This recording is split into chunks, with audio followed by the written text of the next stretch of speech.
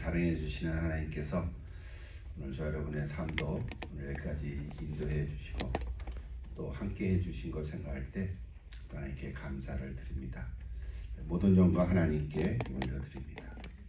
오늘도 이렇게 하나님께 나와서 예배 드리는 것 자체가 사실 하나님의 은혜인 줄로 믿습니다. 우리가 미국에서 몇십 년을 살아왔는데 이렇게 좀 돌이켜보면 여러분 원래 미국은 아메리칸 드림의 나라였죠. 옛날 60년, 70년대 이민 오신 분들 아메리칸 드림을 꿈꾸고 왔는데 최근에 이렇게 보면 아메리칸 드림이 아니라 아메리칸 서바이벌이 아닌가 이런 생각도 듭니다. 서바이벌은 생존하기 위해서 피 터지게 살아가는 그런 모습 같은, 물론 부분적이지만 이런 생각이 좀 들기도 합니다. 물론 전부는 아니겠지만 대부분의 이민자의 삶은 이렇지 않나 하는 생각을 좀 해봅니다. 조금씩은 다르겠지만 큰 그림으로 보면 비슷하지 않나 이런 생각이 있습니다. 비가 오나 눈이 오나 새벽같이 일어나서 여러분 가게 문을 열기도 하고 또 트래픽에 걸리지 않으려고 아침도 제대로 먹지 못하고 서둘러 직장에 나가서 일을 하기도 하고요. 또 여름에는 더워지기도 전에 일찍 밭에 나가서 씨를 뿌리기도 하고 또 아니면 집에서 밀린 일을 하기도 하고 여러분의 삶의 상황에 따라서 조금씩은 다 다르겠지만 어떤 일을 하든지 간에 그동안 우리가 미국에 살면서 꿈을 이루고자 살아왔고 또 자녀들을 또 키워내느라고 열심히 살아왔을 것입니다. 손가락 마디가 굵어지고 무릎 연골도 다 닳아지고 또 보이지 않는 곳에도 여기저기 망가지기도 하면서 어쩌면 이 이민의 광야의 삶을 버텨내지 않았나 이런 생각을 해봅니다. 여러분 다 그런 뒤안길들이 있을 것인데요.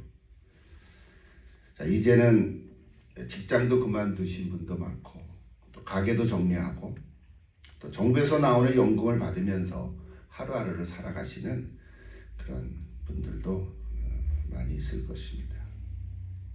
그러다 갑자기 몸이 아프거나 또 병원에 갈 일이 생기면 덜컥 겁부터 나는 것이 또 은퇴하신 분들의 그런 염려이기도 합니다. 우리가 미국 땅에서 거의 반평생을 여러분 살아오시면서 삶을 바쳤는데 내 노후는 안전한가? 혹은 아이들에게 짐이 되는 것은 아닐까? 이런 생각도 여러분 하실 수도 있습니다.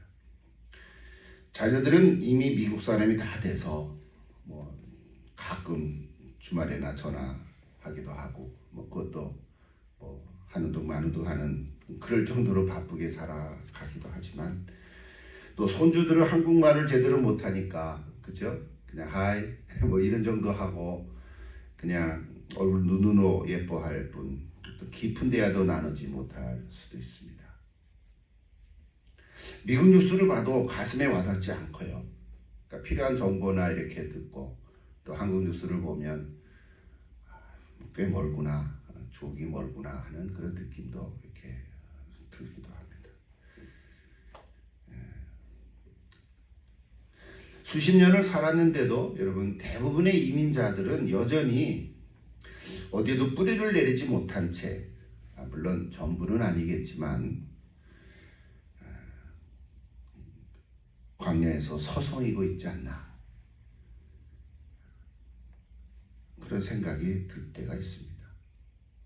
내 삶의 반경이 점점 좁아지고 또는 황폐해지는 것만 같은 그런 느낌이 드는 것은 좀 단지 나이가 들어서만은 아니고 뭔가 이렇게 서글픔이랄거나 할까요? 여러분 한평생을 살면서 오늘까지 왔는데 이민의 그 광야 삶 속에서 느끼는 그런 서글픔일지도 모릅니다. 근데 그럼에도 불구하고 여전히 광야의 여정을 지나고는 있지만 여러분 오늘 이사야 선지자는요 그 가운데서 광야의 끝에서 하나님의 나라를 만날 수 있다고 전해주는 것입니다. 이게 우리 신앙인의 모습과 고백인데 오늘 저 본문이 사실은 그런 우리의 메마른 심령에 하나님의 한 줄기의 빗줄기를 이렇게 주시고 있는 줄로 믿습니다. 먼저 15절을 한번 같이 읽어볼까요? 우리 아까 읽었습니다만 같이 한번 이렇게 읽어보십시다. 마침내 물론 앞뒤 얘기가 많아 있어요. 그런 배경들은 다 지금 제하고 마침내 위에서부터 영을 우리에게 부어주시리니 광야가 아름다운 밭을 숲으로 여기게 되리라 그랬어요. 저 한 구절이 오늘 광야 같은 이민의 삶의 여정 속에서도 하나님께 베풀어 주시는 은혜의 말씀이 되기를 기도합니다. 그동안 우리가 이민의 삶을 살아오면서 의지했던 것들이 참 많습니다. 집일 수도 있고 또는 사업체일 수도 있고 은행 잔고나 또는 정부 연금일 수도 있지만 여러분 세월이 가면서 그런 것들이 점점 줄어들고 낡아지기 마련입니다. 어쩌면 그것들은 참다운 우리 영혼의 영원한 거처가 되어지지 못한다는 것을 우리는 이미 잘 알고 있습니다. 그래서 하나님께서는 약속해 주셨어요. 오늘 저 위에서부터 하나님의 영이 부어주신다. 뭔지 잘 알지요? 하나님의 성령이 우리에게 부어주실 때 우리에게 늙고 쇠잔해진 우리의 심령이 다시 생명력이 넘치는 숲이 될 것이라고 약속해 주신 거예요. 저게 뭘까? 저게 뭘까? 오늘 말씀 중에 18절을 보면 성령이 임할 때 주어지는 진짜 복을 기록하고 있습니다. 내 백성이 화평한 집과 안전한 거처와 조용히 쉬는 곳에 있으리니 그랬어요. My people 그랬죠. Live in peaceful dwelling place. 여러분의 집이 진정한 화평한 거처가 되고 secure home이 되고 그리고 undisturbed place of rest를 했어요. 방해받지 않는 조용히 쉬는 그런 곳이 되기를 원하는 거죠. 근데 하나님이 그렇게 약속해 주신 거예요. 여기서 안전한 거처란 사실은 미국 정부가 보장해 주는 그런 어떤 웰페어나 시니어 아파트가 아닐 거예요. 그럴 수도 있지요. 어디서 살든지 또 자녀들이 보태주는 무슨 용돈도 아닐 거고요. 그건 이 세상에 바라는 어떤 것도 아닐 거예요. 질병이나 노안이 와도 흔들릴 수 없는 하나님의 품이라고 하는 것입니다. 우리 아까 찬송 불렀지만 주님의 팔에 여러분 한번 안겨보십시오. 굉장히 추상적인 거죠. 추상적인 거지만 내가 어디 있든지 주님 안에 있을 때 참다운 평안을 누릴 수가 있습니다. 하나님의 품을 경험해 보시기를 기도합니다. 하나님의 영이 임하시면 우리는 더 이상 이 땅에서 마치 임시 처소와 같은 광야에서 살아가지 않을 것입니다. 비록 임시 처소에서 살아가지만 또 이주를 할 수도 있지만 사실은 거기가 하나님의 나라라고 하는 것이에요. 이건 어디서 들을 수 없는 우리 하나님의 말씀을 통해서만 우리에게 전해주는 하나님의 메시지입니다. 너가 어디에 있든지 바로 그것이 하나님의 나라다라는 거거든요. 이 메시지를 저는 평생 안고 전해왔어요. 제가 40년 이상 전도사부터 목사 안수를 받고 목회를 해오면서 끊임없이 내 안에 있는 메시지 중에 하나가 바로 이것이에요. 하나님의 나라. 하나님 나라는 천국이라고 표현하지만 그냥 천국이라는 단어보다 하나님의 나라. 이 하나님의 나라가 어딘가? 죽어서 가는 저 천당 하나님의 나라가 아니라 이 땅에서도 누리며 경험하며 살아갈 수 있는 하나님의 나라, 여기에 저는 온 마음을 두고 공부하고 지금까지 살아왔어요. 여러분도 이렇게 경험할 수 있기를 기도합니다. 내가 어디에서 살아가든지 어떠한 모습이든지 바로 그곳이 하나님의 나라라고 하는 것입니다. 만약에 내가 그곳에서 하나님의 나라를 경험하지 못하면, 물론 완성되고 완벽하진 않을지 몰라도 그곳에 하나님이 나와 함께 하시는 곳이기에 그곳이 하나님의 나라라는 것입니다. 이 메시지 뭐 1분에 할 수도 있고 1시간에 할 수도 있지만 평생 동안 하나님이 주신 이 메시지를 오늘도 전하게 됐습니다. 그런데 그 하나님의 나라는 아무나 갈 수가 없고 하나님 나라에 시민권을 가져야 된다는 거잖아요. 천국 시민권이 있어야 된다잖아요. 요즘 우리가 미국에 지금 이 트럼프 대통령이 시민권을 가지지 않은 뭐 불법 체류자들, 심지어는 영주권을 받은 사람도 뭔가가 과거에 뭐 티켓 하나를 떼도 음주운전을 해도 뭔가가 기록이 하나 남아있으면 그거를 잡아내가지고 지금 하여튼 처리를 하고 있지 않습니까? 참 조금 너무 심하다 하는 생각이 들 정도이기도 하잖아요. 우리가 여기서 사니까. 비유적으로 얘기하면 하나님의 나라는 하나님 나라의 시민권을 가진 자만이 들어갈 수 있다는 거잖아요. 제 말이 아니라 성경에 그렇게 얘기하고 있잖아요. 하나님 나라의 시민권이라는 게 뭘까? 우리가 잘 아는 대로 예수가 그리스도이시고 내 삶의 주인이시고 내 모든 것이 거기에 있다라고 고백한 사람, 내 심령에 영접한 사람에게 하나님의 자녀가 되는 권세를 주시고, 그것이 바로 하나님 나라의 시민권을 허락해 주셨다는 거 아니겠어요? 이게 복음이죠. 오늘 저와 여러분은 이 복음의 근간을 다 알고 믿고 고백한 사람들이에요. 그렇다면 그 다음 하나님이 주신 이 약속, 내가 어디에 있든지 바로 그것이 하나님의 나라다, 이 메시지거든요. 여러분 확신하십니까? 다 알고 있지요. 수없이 들었으니까 알고는 있지만 실제로 내가 살고 있는 그 삶의 자리, 그 현장에서 정말 내가 하나님의 나라를 경험하고 있는가, 이 질문인 거다. 이 땅에서도 마치 임시 처소와 같은 광야의 삶 속에 있으면서도 영원한 처소와 같은 평화와 안전과 쉼을 누릴 수 있는 그런 하나님의 나라를 경험할 수 있기를 다시금 기도하는 거예요. 여러분 이것이 복음이에요. 오늘 비록 이사야서 32장을 선포하지만 이게 하나님이 우리에게 주신 복음의 메시지. 그러므로 우리가 나이가 들면서 몸이 아프고 혹시 넉넉하지 못한 재정으로 또 낙심할 때가 있지만 여러분 낙심하지 마십시다. 좀 어렵고 힘든 건 있어도 거기가 하나님의 나라라고 선포했잖아요. 정부가 주는 연금은 혹 바닥날지도 몰라요. 그렇다고도 얘기들을 하잖아요. 또 뭐 처리를 해야겠죠. 그렇죠? 관계자들이.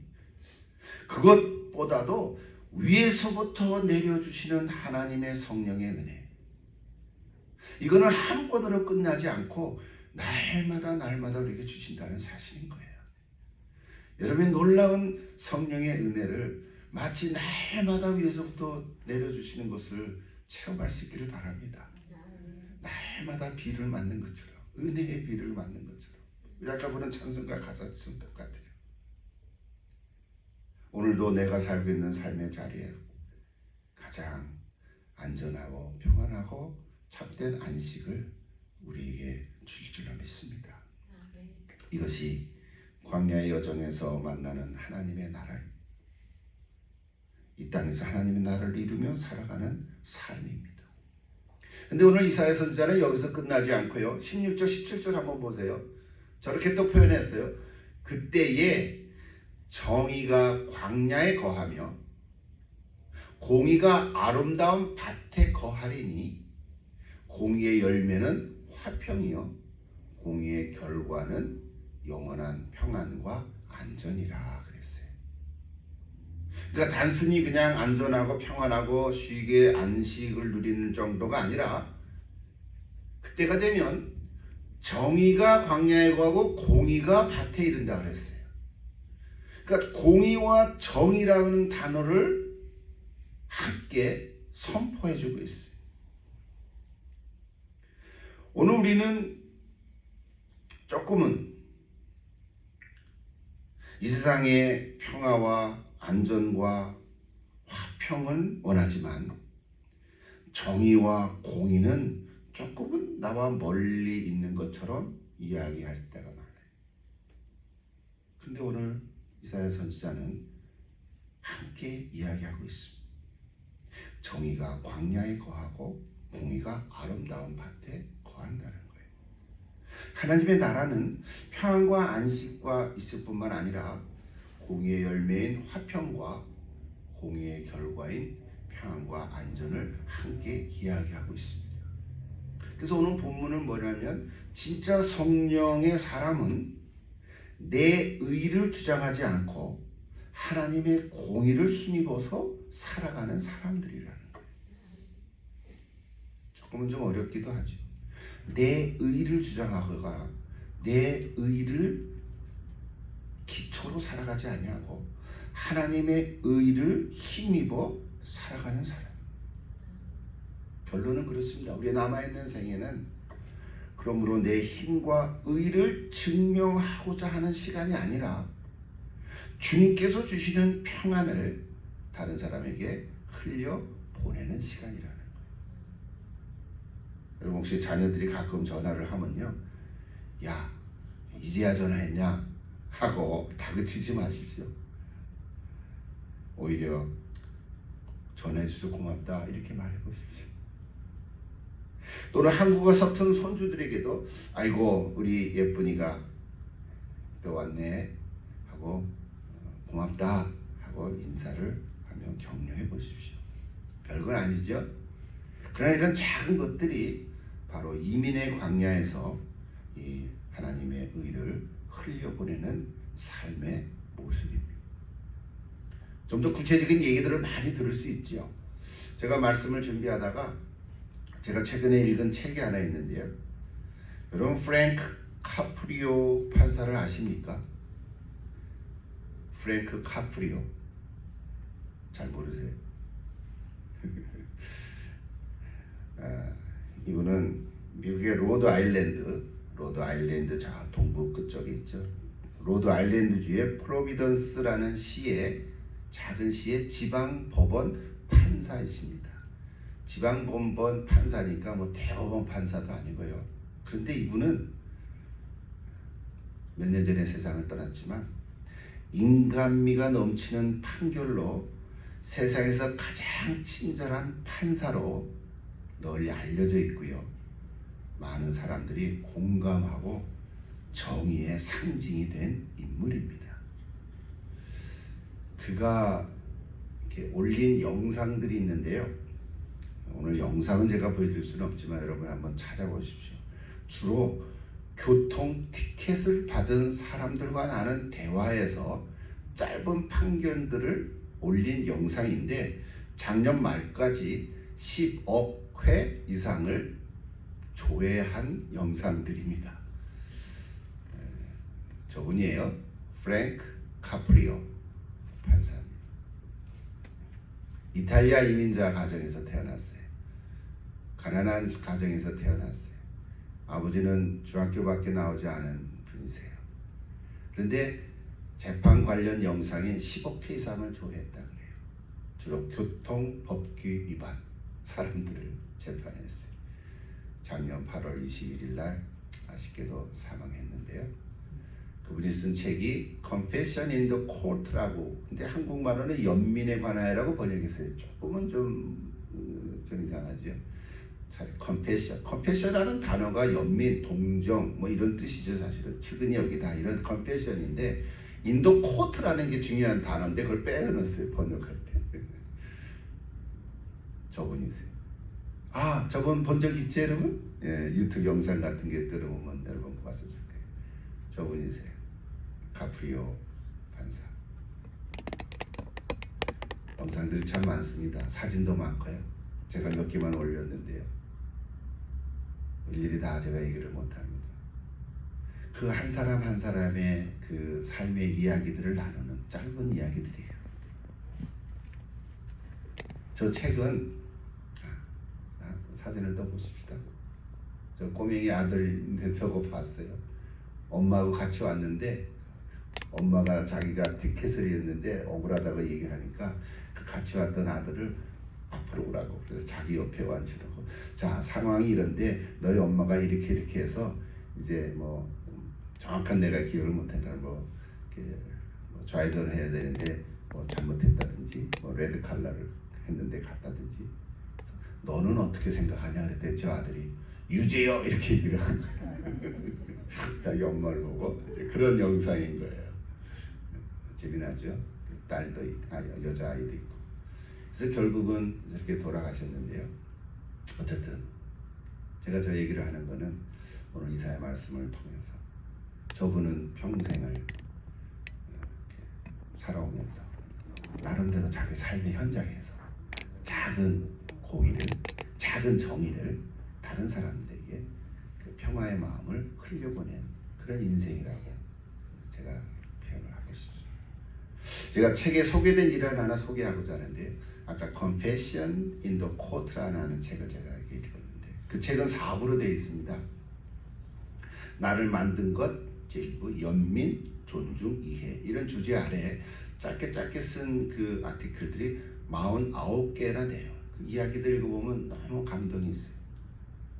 그 중에 이 프랭크 카프리오 판사가 첫날 판결했을 때에 관한 이야기를 제가 짧게 한번 여러분에게 소개를 하고 요약을 하는 것입니다. 이렇게 썼어요. 처음으로 맡은 사건은 주차 위반, 범칙금이 수백 달러에 달하는 한 여성이었다. 그날 아버지가 법정에 오셨다. 그 여자가 저는 진짜 못 내요. 낼 수가 없어요. 돈이 없어요. 애들도 있고요. 어쩔 수가 없다고요. 막 이렇게 자기를 항변하는 그 글들을 썼어요. 근데 이 판사가 그렇다면 조금씩 나눠서 낼 수가 있습니다. 1년이 걸려든 조금씩 나눠서 내십시오. 그랬더니 그래도 못 내요. 막 그런 거예요. 고집을 피운 거예요.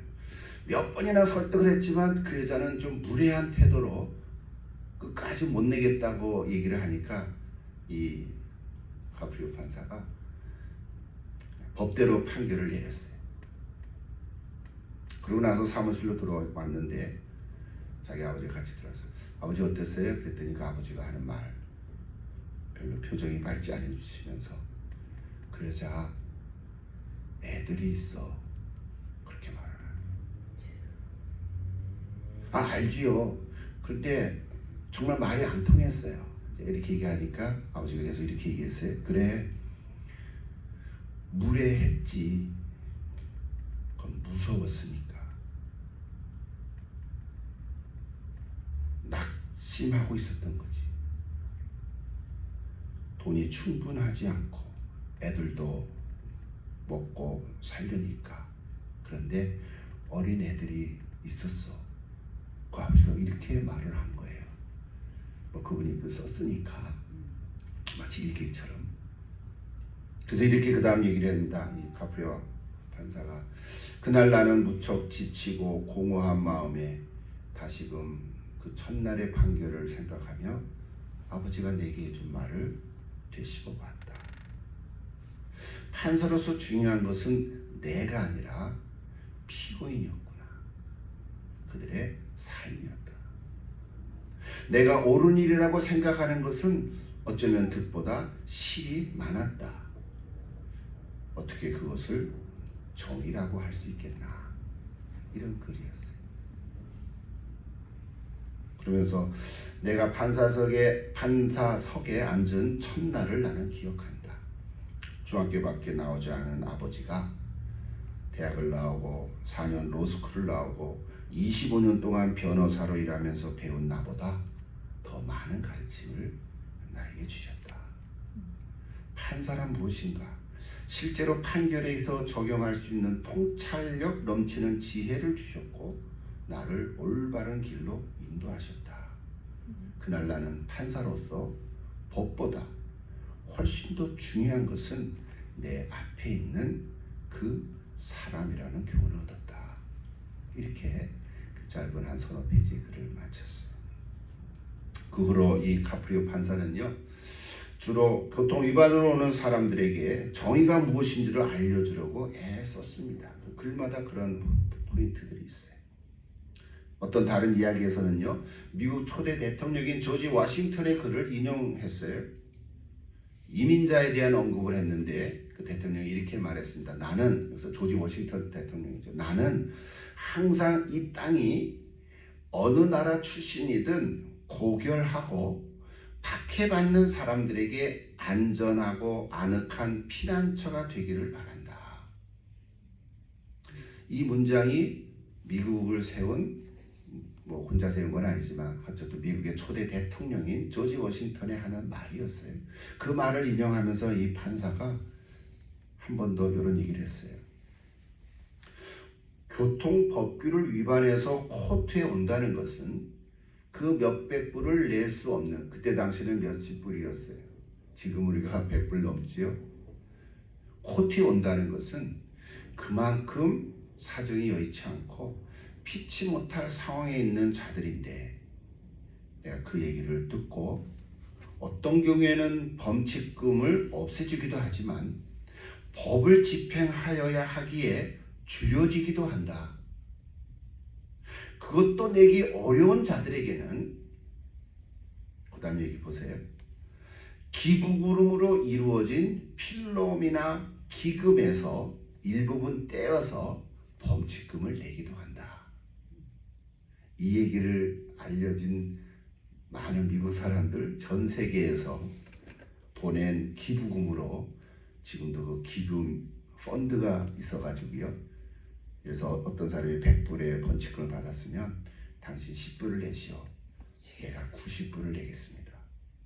그렇게 해서 100불을 채워서 법은 법대로 이루어지고 기부금에서 90불을 내서 그 사람을 해결해 준다는 그런 이야기들이었어요. 우리 조상들이 이 나라에 끌린 이유는 이 나라를 건국한 사람들이 우리는 모두 평등하게 태어났으며 창조주로부터 생명권, 자유권, 그리고 행복 추구권을 부여받았다는 믿음을 가지고 있었기 때문이다. 그리고 이런 걸로 마무리했습니다. 지금도 이 위대한 도덕적 토대에 우리가 얼마나 부합하는가가 미국이 어떤 나라가 됐는지 규정짓는 시금석이다. 뭐 이렇게 또 마무리를 했습니다. 여러분도 한번 이렇게 영상을 보거나 한번 책을 한번 읽어보십시오. 나름대로 우리가 미국에 몇십 년을 살면서 야, 저런 판사다가 있었구나, 저런 판사도 있구나. 오늘 주유석의 카프리오 판사 이야기를 좀 제가 길게 인용한 것은 우리가 살고 있는 이 미국의 땅, 좀 아메리칸 드림이라고 해서 우리가 이민해 와서 몇십 년을 살아왔지만 어쩌면 지금은 아메리칸 서바이벌이 된 것 같은 그런 이 나라에 법적인 정의와 공의가 얼마나 이루어지고 있는가.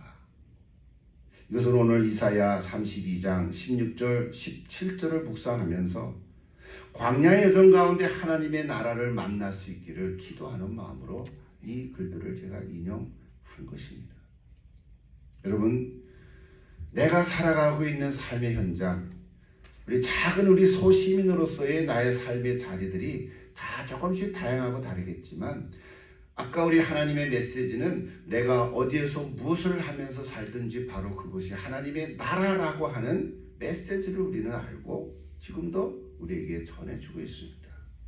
그러면 내가 그곳에서 하나님의 공의와 정의가 이루어지고 있는 것을 우리는 계속해서 기도해 가야 한다는 사실입니다. 여러분, 기도할 수 있기를 바랍니다. 저 마무리하면서 오늘 다시 이사야 본문으로 돌아가면요. 근데 오늘 이사야는 오늘 19절을 또 하나 잠깐 좀 생뚱맞은 이야기를 하고 있어요. 그 숲은 우박에 상하고 성읍은 파괴되리라. 아까 뭐라 그랬어요? 아름다운 광야가 되고 그것이 숲이 되리라 그랬는데 그 숲이 우박에 상하고 성읍은 파괴되리라 하고 짧은 한 절을 슬쩍 끼워 넣었어요. 저 말은 하나님의 성령을 의지하지 않고 하나님의 말씀에 순종하지 않고 여전히 내가 평생 이민의 땅에서 쌓아올린 내 성읍, 내 거, 내 경험, 내 돈, 내 고집, 내 요새로 삼고 있는 자들은 성벽이 무너지는 날을 보게 될 것이라 라고 경고하는 거죠. 저 우박이 뭘까? 나죠. 우리가 나이를 먹으면서 사실은 나이 들면 아름다운이라고 하는 책도 있고요. 우리가 아는 김동길 교수 돌아가셨지만 그분이 그런 책도 쓰셨어요. 본인도 나이가 많이 들어갔으니까. 나이 들면 아름다움이 있어요. 사실 노년의 아름다움이 있다고요.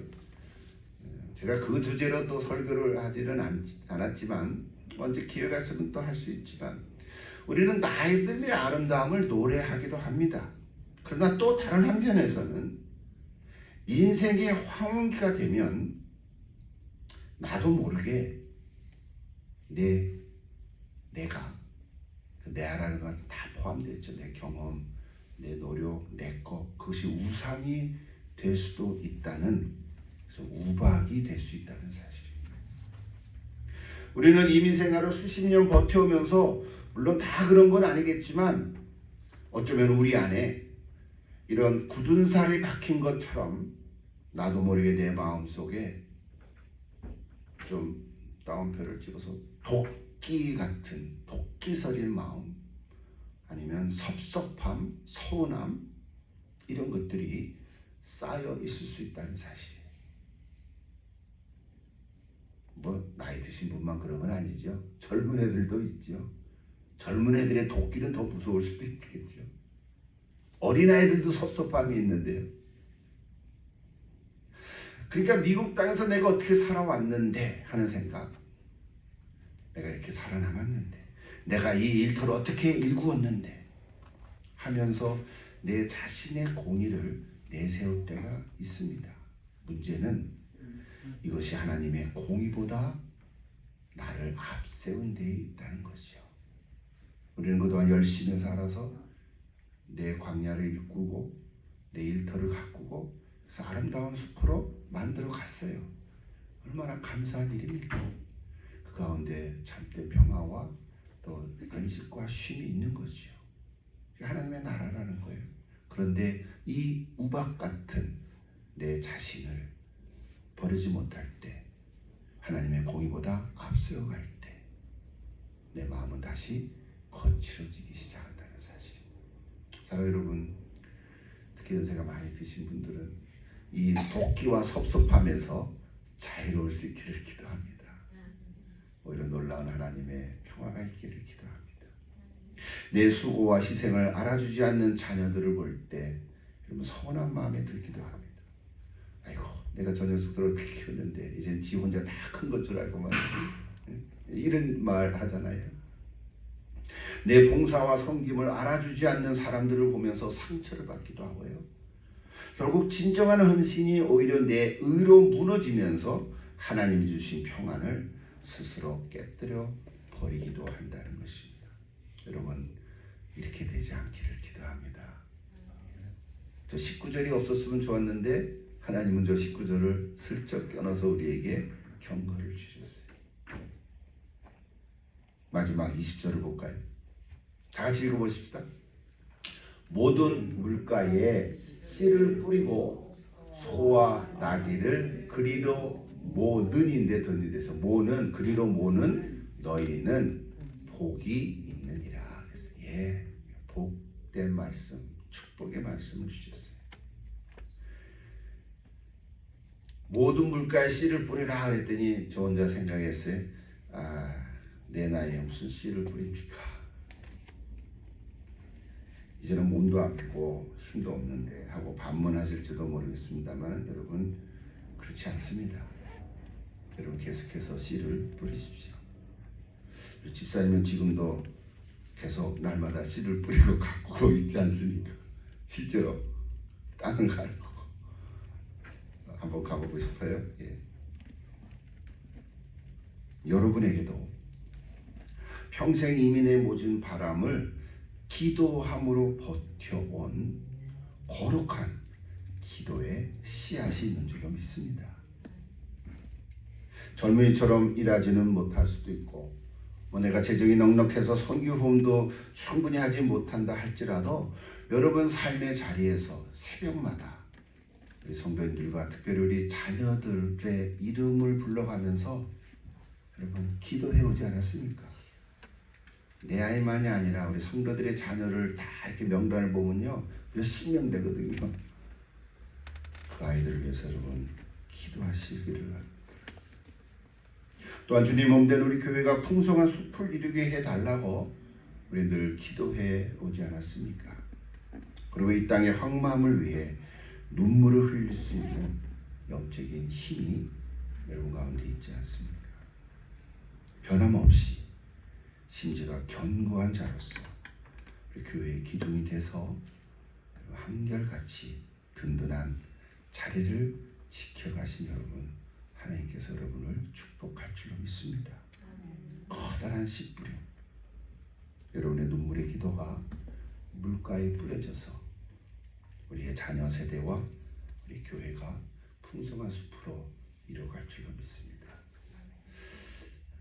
오늘 설교는 조금은 말씀 자체보다도 우리 이민의라는 단어를 제가 많이 언급을 하고 또 광야와 같은 이민의 삶을 비유로 제가 말씀을 이렇게 드렸습니다.